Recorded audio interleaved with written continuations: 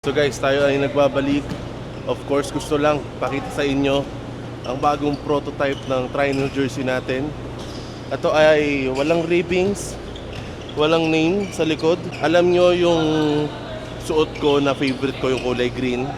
Doon siya sinukat para talagang sobrang comfortable suotin.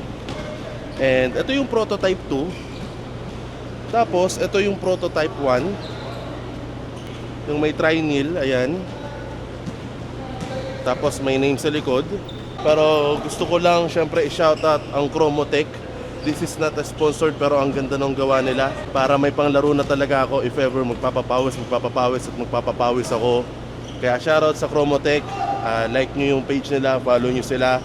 And kung may papagawa kayo syempre ng jersey or kung ano pa man, more information sa kanilang page. And syempre, itong prototype 2, thank you so much kay Abiel dahil siya ang nag-design na to. Siya ang nag-design ng prototype 2 na Tri-Nil jersey. So message lang kayo sa Tri-Nil page kung gusto nyo ng ganitong jersey. At baka soon, very soon, inaayos pa natin. Prototype pa lang to, prototype 2 and prototype 1. So once again, shoutout sa Chromotech. Thank you so much and tara't magpapawis na.